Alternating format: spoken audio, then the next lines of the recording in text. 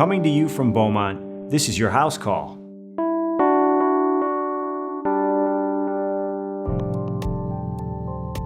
We've all been there. You want to lose weight, but you keep eating badly. You say you'll go to the gym tomorrow, but it ends up being next month. Perhaps you're unhappy in the relationship you're in, or you feel like your career is going nowhere. You just want to snap out of it, but you can't. What's holding you back? How do you get unstuck?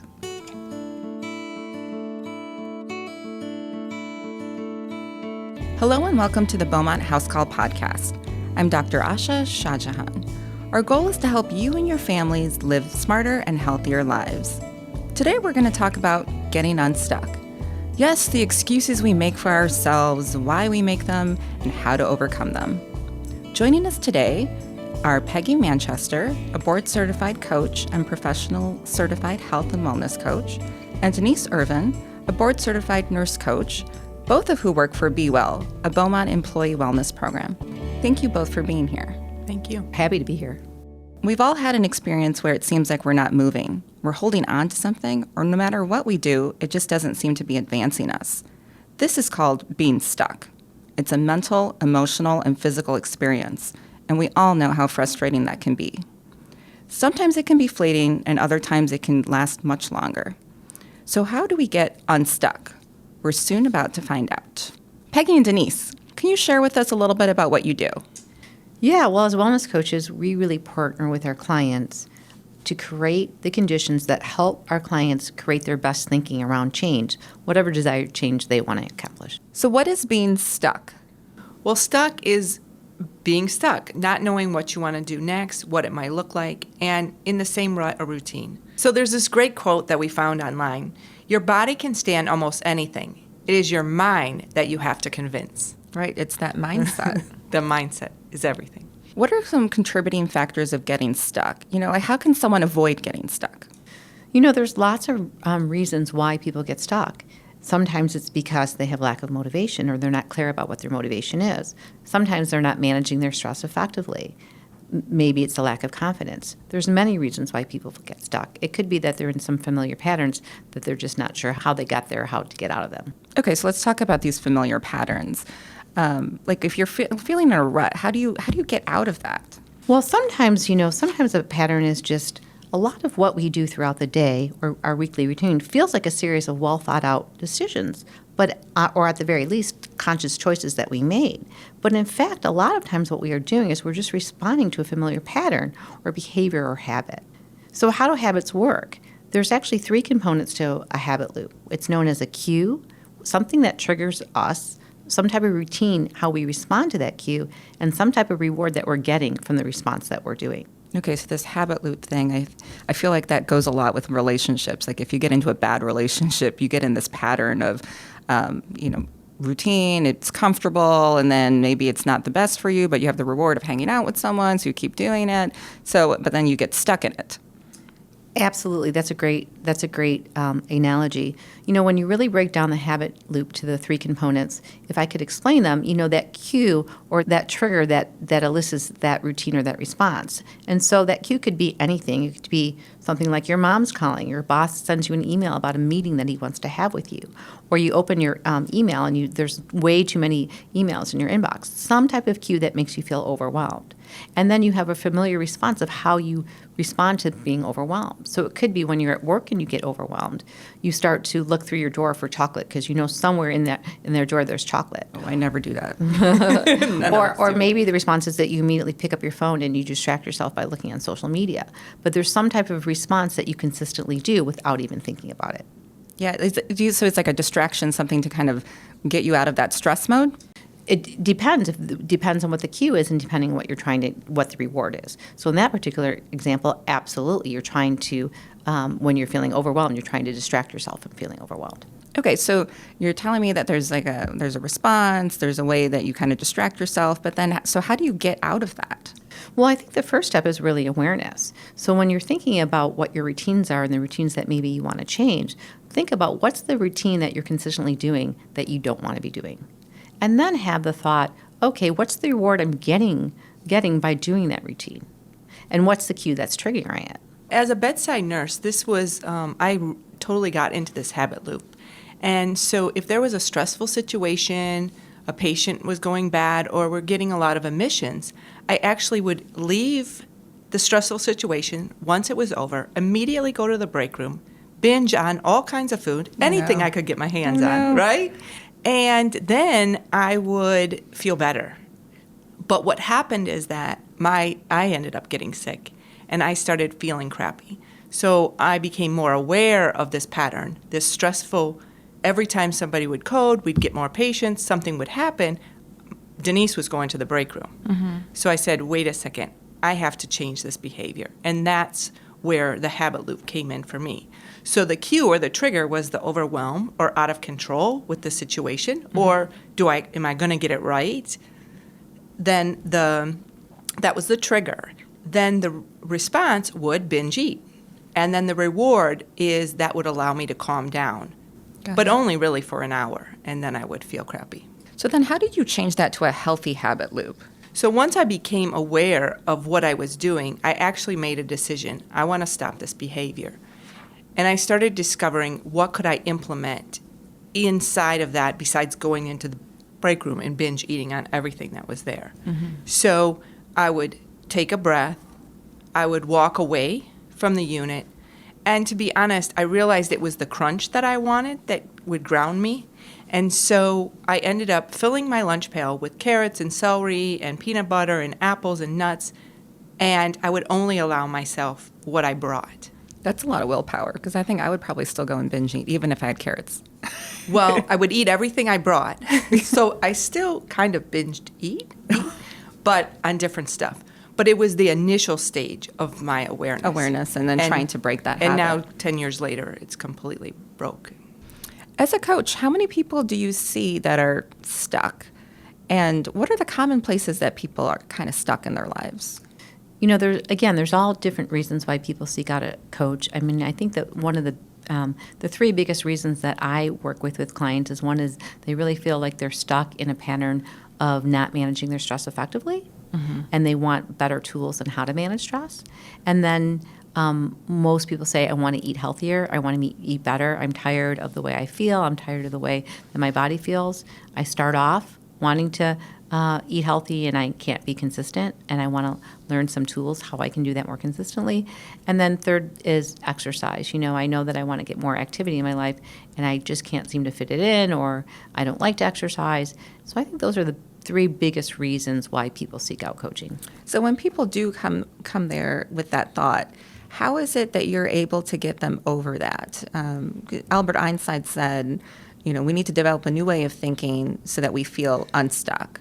But it's so hard to just get unstuck. I think many of us are motivated, or we know what we need to do, but we're just not able to take the action towards doing that. Like for myself, I'm a highly motivated individual, but I feel like I get stuck on certain things. For example, like in my work, I like to dabble in a lot of different things. So I become very busy working on different things. I work in clinic, I do some media things, I'm teaching, I'm out in the community. I'm doing so many different things, and it keeps me very busy. But then I feel like I'm not advancing very much in my career. Like I'm sort of stuck getting more and more responsibility, but I'm not really going anywhere with it. Or maybe they don't all fit together, and it makes me feel overwhelmed because I feel like I'm working so hard, but yet I'm not really going anywhere. I feel like a lot of people feel like that in the workplace, is that they're just getting a lot more work put on them, but they're not able to kind of help. Their work is becoming bigger, but they're not really advancing in their career. Yeah, so I would ask, you know, I'm hearing what you're saying. You've got a lot on your plate. You're busy. You've got a lot of responsibility. You keep working, and there's a part of you that feels like you're not advancing in your own career. Mm-hmm. And I would step back and ask you, what's the most important piece here? What's the thing that resonates with you the most? And are you spending your energy and time doing those things? Right. Well, I love being around people, and I feel like in all of the things that I'm doing, it is like outreach. I love doing outreach, and so I feel like all of the different roles that I have, for the most part, I do that, but it just gets exhausting because I'm like, okay, I'm doing what I enjoy, and that's why I keep doing it. But yet, from a career standpoint, I feel kind of like I'm not going anywhere. So again, what I'm hearing you say is that you're doing many things that you love to do. You're working with the community. You love to do that. There's only so many hours in the day, and you feel like you'd want more hours because you feel like you personally is not moving forward. And so if we were to step back for a second, is there anything that you're doing now that you would want to do less of so you could have more time and energy to pursue other things? Yeah, I know. I always do that. Like once a month, I sit through and sort of write out, okay, I'm doing this, I'm doing this, I'm doing this. What can I cut out? And then I get really good at saying, okay, I'm not going to do this anymore. And then somehow I get sucked back into it. So I'm very, very stuck. Yeah, so sometimes it's Sometimes it's about reframing what you're doing and reframing your priorities. So when you really step back and you look at all the things that you're doing, are most of the things that you're doing things that you want to be doing? Or do you need to set some boundaries with these things like, that's okay them doing that, but I don't love doing that. I had a client recently who said, I'm only going to say yes to things that I really want to do if I can say heck yes to them. Because if I can't say heck yes to them, I don't want to do them. Yeah, that's an interesting point. In fact, when my patients come to see me, a lot of them come in with depression. And one of the things I do is we'll draw out a life map right there on the exam table with the little tissue paper.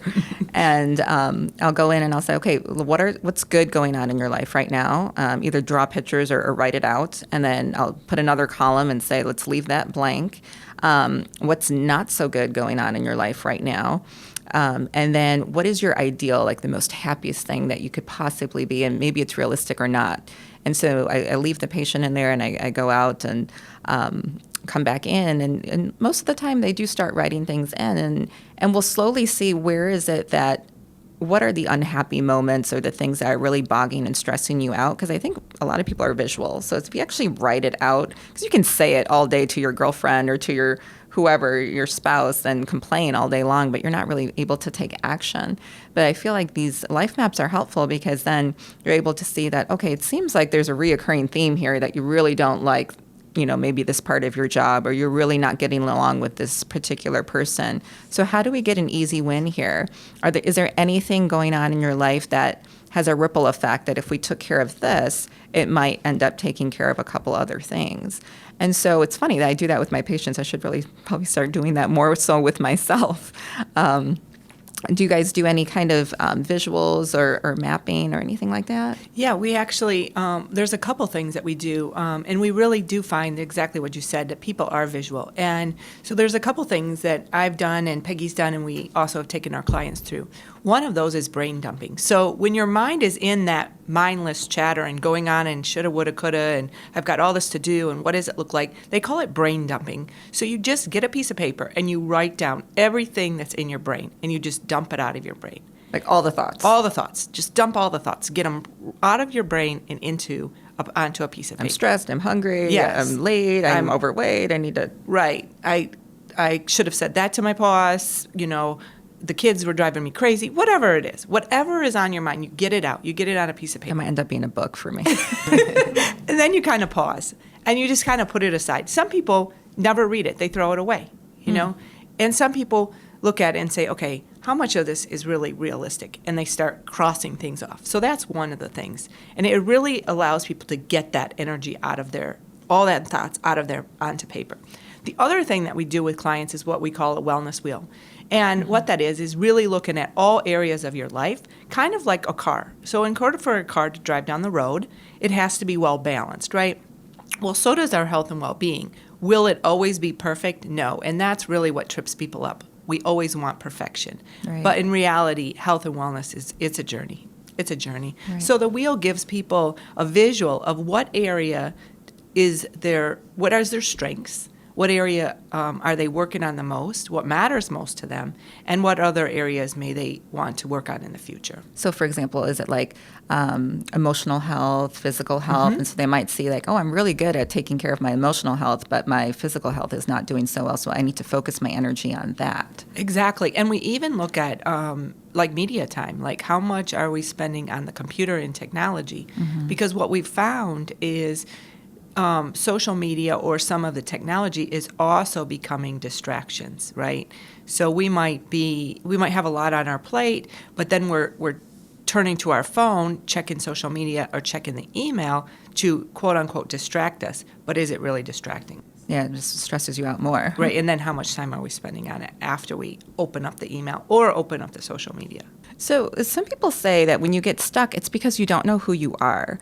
Like you have a limited perception of what you're capable of, or you don't want to find out who you are. So you're stuck on your own familiar stories. So, for example, I'm a single mom with, raising children, and it becomes like this sad sort of story.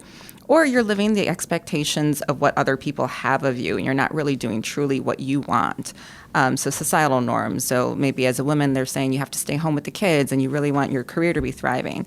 So what do you guys think about those three things as limiting factors of getting to where you need to be and contributing to being stuck? So I think what you need to do is you need to think about the story that you want to create. So when you step back and go, well, what do I want my story to be, and start thinking about it in a different way. You have to sort of think about set up different ways of thinking in different pathways. Yeah, so our thoughts create our behaviors, which create our actions. So if we have a limiting belief or a limiting thought that we're not good enough, that monkey mind, that chatter? Yeah. We all have it. It's not going to go away. But how do we acknowledge it, become aware of it, and create an affirmation or transform our story? So experts say there's somewhere between 50,000 and 70,000 thoughts a day that a person has. And, the mind is a very powerful thing. But what tends to happen is that of those thoughts, 80% of them are supposedly negative. So when we're talking about those negative self-talk, like how do you get out of that mindset of negative self-talk? Well, this is where mindfulness comes in. Mindfulness is really a key component to changing our story or shifting our beliefs. And what is mindfulness? Mindfulness is really creating that space in our mind of being non-judgmental. So, for example, the thought comes in about, I'm not good enough, did I do this right? The 100 thoughts come in that are negative. That thought comes in. We have to first acknowledge it. We have to be mindful. Okay, I hear you, monkey mind. I hear you, chatter. I hear what you're saying. But is that my truth? Is that what matters most to me? Mm-hmm. Is that really the honest? And ask yourself, is that true? Pause. No, that's not true. Without judgment. What they say is those thoughts are always going to come in and come out. It's our job to stop them, acknowledge them, and redirect them. That's our ego or our mind. Yeah, so I do community talks quite a bit, and we did this talk on the 8 dimensions of wellness, and we have this series about negative self-talk. And in it, there's an exercise where we have a person who gets up in the morning and her alarm goes off and she says, oh, I'm so stupid. Like, I slept in again. So already it was like one negative self-talk. I'm so stupid. You already like put yourself down. Mm-hmm. And then she's like running through the day and her whole day starts turning very negative. And she's not able to accomplish anything because she's just so swallowed up in her day with all this negative self-talk. And so this exercise that we do is we have the community members go through and circle all the negative words. And then how do you reframe that? So it's like, okay, yeah, the alarm went off and I slept in again. Okay, fine. All right, it happened. Let's go. Let's move. Let's keep going. So it's almost like distracting. Distracting or interrupting that negative thought. Because I think sometimes it's hard for us to, whether it's true or not. I think if I'm like, oh, I slept in and oh, gosh, this happened again or something, it'd be hard for me to kind of stop and say, no, it's okay. I'm fine. Or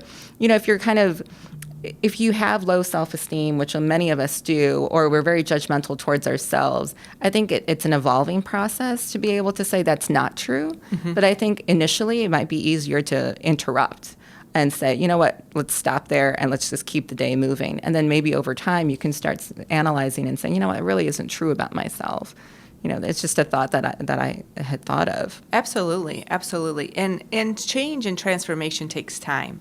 So it took a long time for us to get these negative thoughts, and it takes a long time for us to recreate those thoughts. And I think one of the key components is acknowledging them, and as Peggy mentioned, awareness. Mm-hmm. Becoming aware of that they're there, because most of us don't even know that they're there. We go about our day and we don't even realize they're there. But once we become aware, then we have the opportunity to choose different and start to begin to change. Yeah, and we also say to help other people out too when they say them out loud.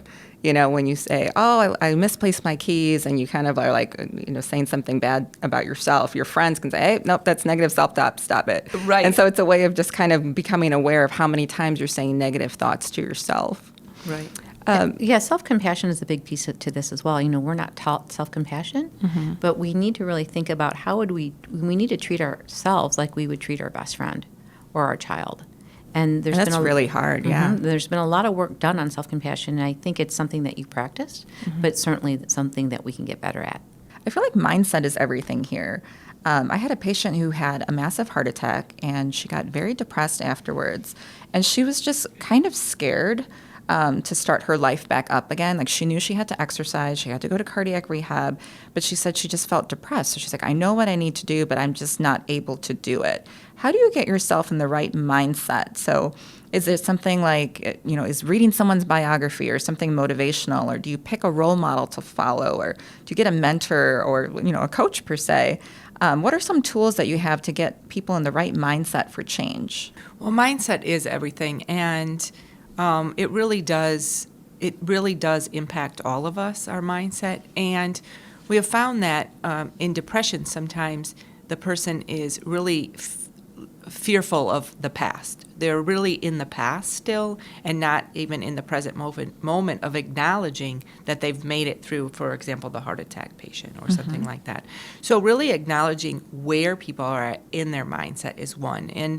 And the other component that we really pull on is, what are your strengths? What are you grateful for? And gratitude is something that's really being brought across the nation right now in a lot of different talks about being unstuck or health and well-being, and really acknowledging what are the things I'm grateful for and focusing on those. Even if it's posting a little Post-it note on your mirror or on your computer or on your refrigerator, someplace that you can see every day of what you're grateful for and your strengths. So there's all these TED Talks and things about body structure and body poses to build confidence.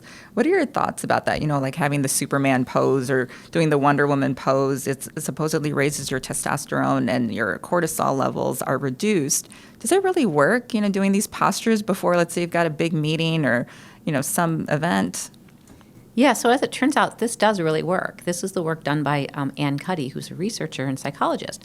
And her research really showed that just spending 2 minutes in a power pose, like a Wonder Woman or Superman pose, actually does increase your testosterone level and decrease your cortisol. And they really found that by doing this, it increases your confidence and increases your sense of power. And they had all this research to show that, let's say you're going into a job interview, you're more likely to get the job if you did your power poses. How long do you have to do that power pose for? As little as 2 minutes. Oh, wow. It even works with weight loss. Really? When we begin to look at ourselves in the mirror and really look at ourselves and say, I love myself, our body begins to change. I guess your perception starts to change too. I actually did try that. I watched this TED Talk about like different poses, and I forgot what I was going into, but some talk I had to give with like 500 people, and I was like getting super nervous. And I was in the bathroom doing these weird poses, and someone else walks in and she's like, "Oh, you're doing your power poses." Like, yes, I am. No, it actually does work. That's great. When it comes to being unstuck, do you see different things with men versus women? I would have to, I don't know, Peggy, what do you think? I actually don't see a difference between men versus women. I do see men actually are a little bit more reserved than women about being stuck and wanting to talk about being stuck. But once they get in the conversations about them when we're coaching, they pretty much have the same thought pattern. Yeah, it's interesting. In my office, I have many female patients are very willing to say, I feel stuck. I want to get out of this. I don't know what to do. But then they like going through that story over and over again, the negative story, and reliving again, this is what happened to me and this is why. And they all have the why I'm stuck, but it's difficult to get into action. And maybe I'm in a primary care office, so I don't have the luxury of time to go into those details. But when I have a male patient, I feel like oftentimes I have to say, so do you feel stuck?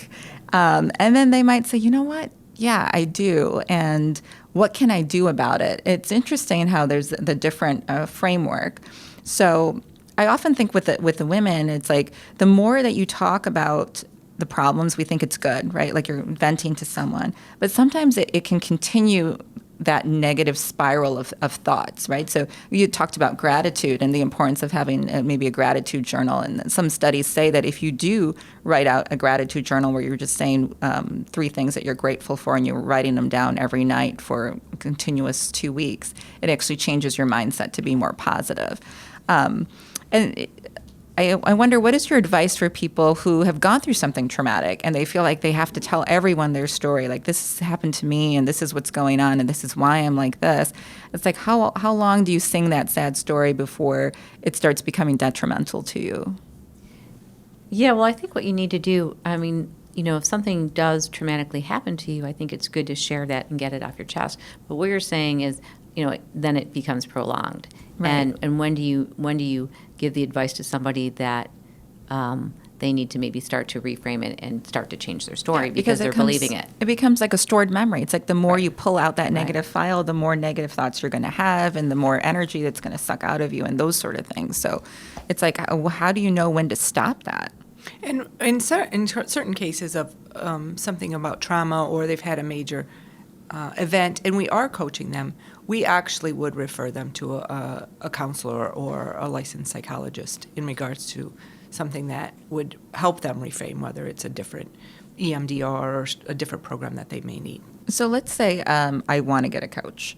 How often should I see a coach, and how do you go about getting a coach?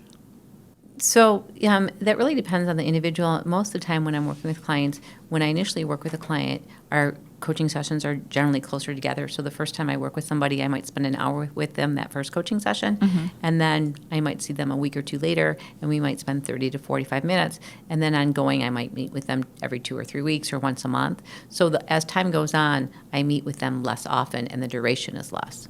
Okay, and do you always meet with them live, or is it a Skype or phone, or do you find it more effective? So we use all technology. So we can do it in person, we can do it phone, we can do it Skype, we can do it, through a webinar meeting, like a Zoom-based meeting. It all works. It really depends on the individual and what they're comfortable with. A lot of people feel stuck in weight loss. And, I feel like for myself, okay, January 1st came around and I was like, okay, I'm going to work out. I'm going to go to the gym every day. I'm going to start meal prepping. I'm going to do everything the right way. And then things come up like, you get out of work late. You don't feel like going. The weather gets really bad and you just feel too cold to go outside.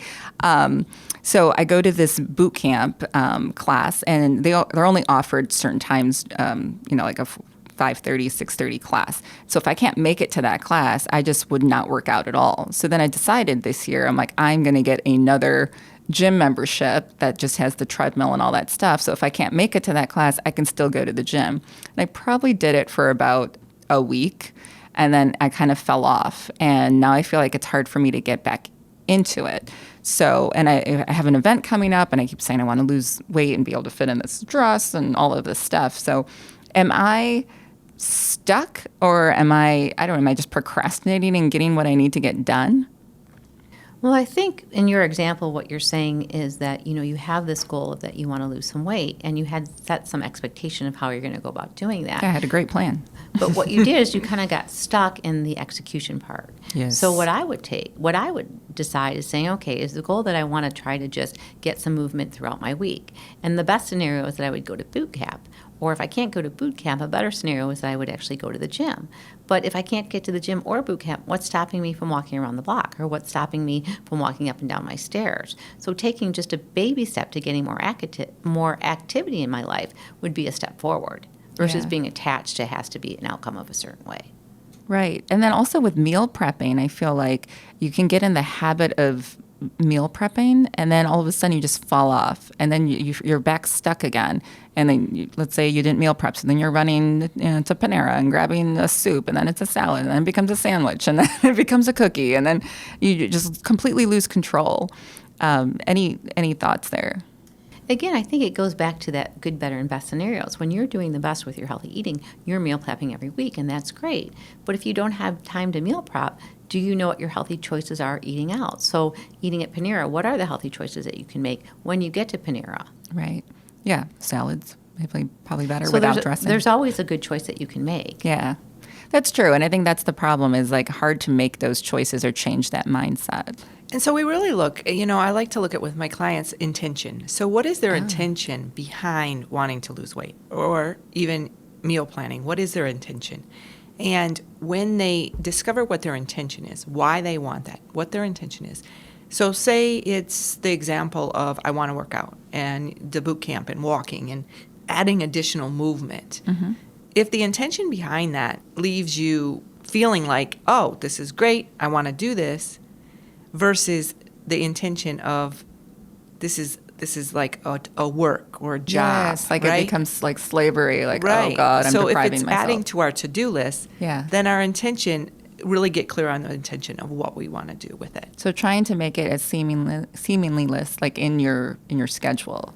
As possible. And it's the baby steps. Mm-hmm. It's every day asking yourself, is what I'm doing moving me closer to or farther away from my intention? So if my intention is to get some kind of movement in, whether it's the boot camp or the treadmill or walking or the stairs, as Peggy mentioned, whatever the movement is, is your actions moving you closer to that intention or furthering you away? And every day is a new day.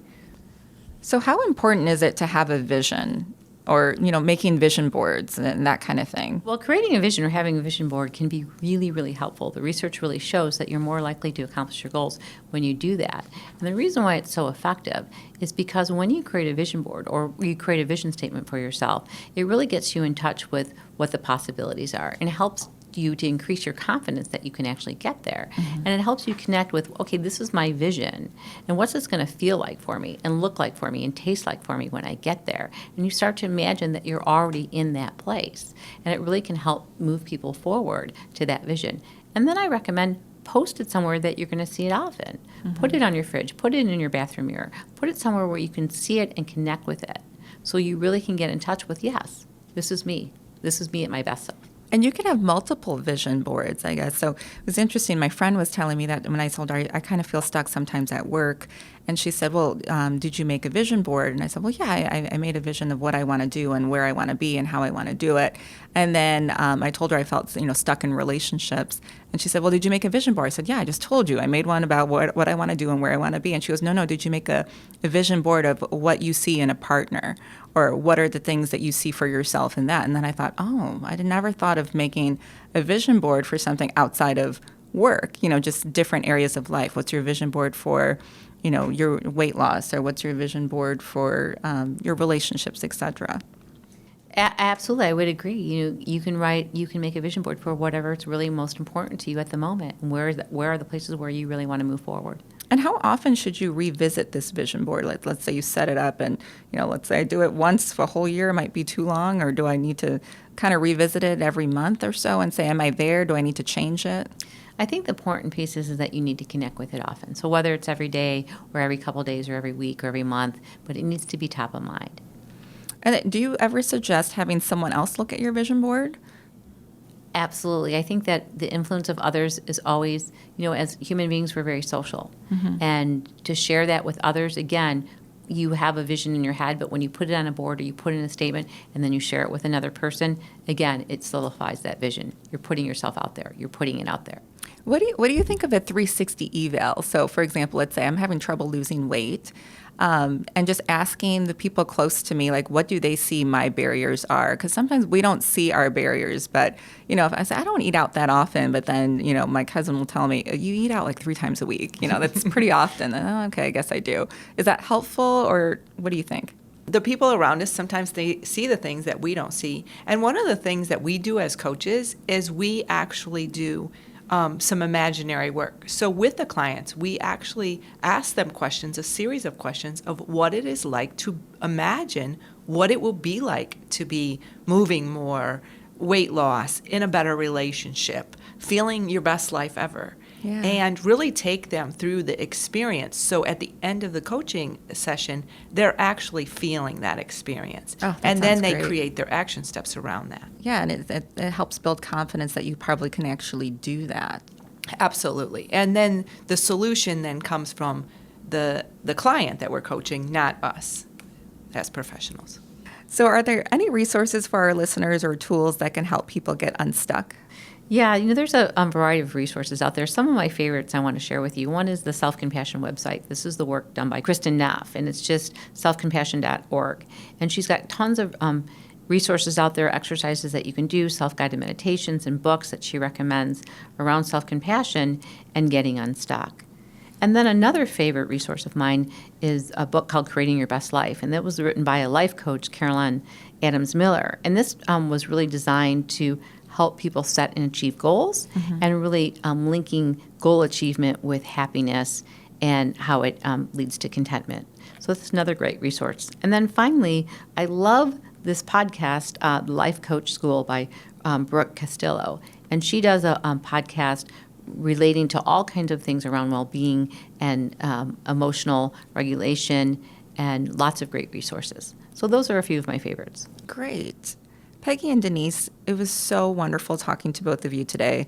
I feel like it was very therapeutic for me personally, and hopefully for our listeners. Thank you both for being here. Thank you for the opportunity. Thank you for having us. Don't forget, podcast listeners, we're working on future Beaumont HouseCall podcasts. We're looking at podcasts on how to care for aging parents, headaches, and unmentionables. Yes, we will be talking about unmentionables. We want to remind you to send along any questions or suggestions to podcast@beaumont.org. In the future, we'll be answering our mailbag. Till the next time, thank you for joining us on the Beaumont House Call.